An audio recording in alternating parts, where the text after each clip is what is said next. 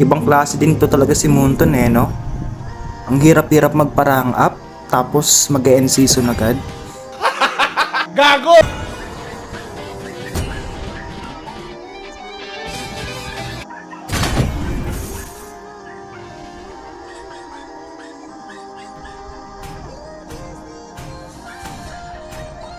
Sige na ako na magko-core, no choice naman eh.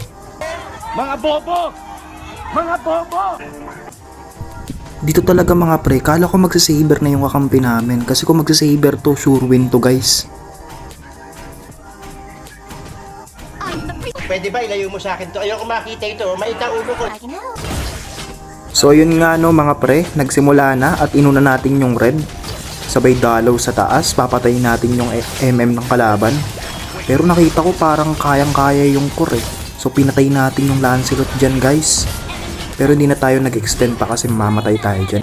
Paano masabi? Ito mga pre, muntik pa ako maagawan ng turtle ng Lancelot. Pero buti na lang mas mabilis yung kamay natin guys. Gago!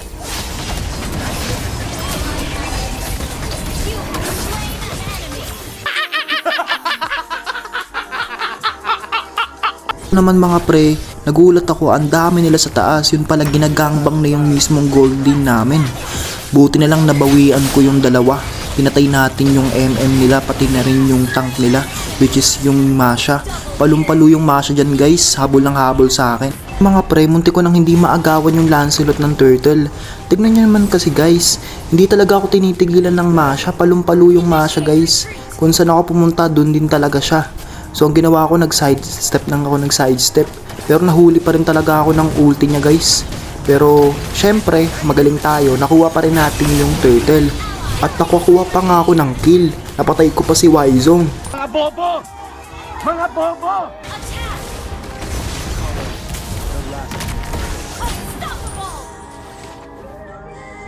Dito naman mga pre, kumukuha lang ako ng tutubi.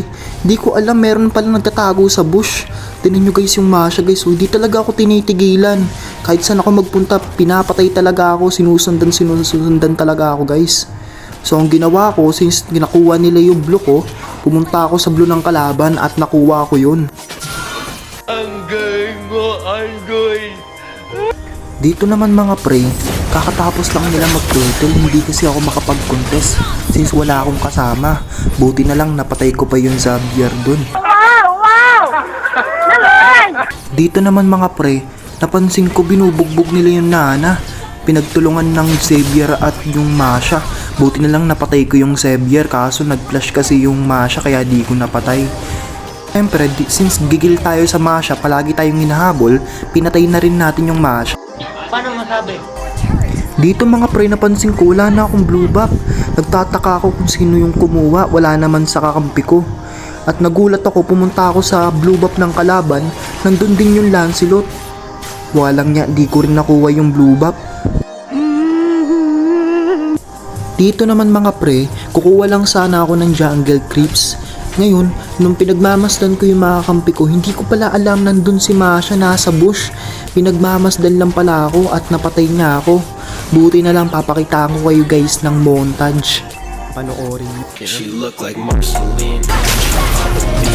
She rock with me. I pull up to the scene. She's a fiend. Strawberry ice cream. Meet me at the tree. And she asks, are you scared of me? Hayop ka talaga Masha, panira ka ng moment.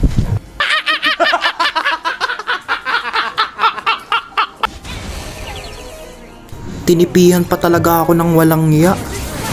Dito naman guys, sa sobrang lakas ng kakampi ko guys, ako na lang yung natira.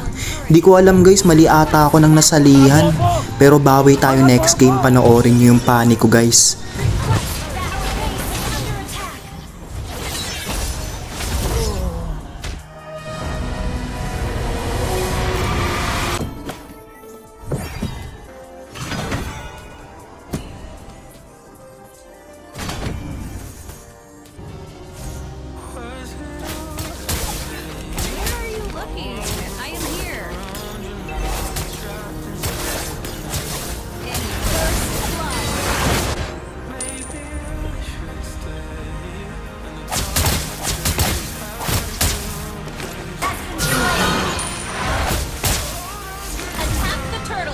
Understood. Darn it! I went a bit too far. Fully execute! Slant! Darn it! I went a bit too far. Understood.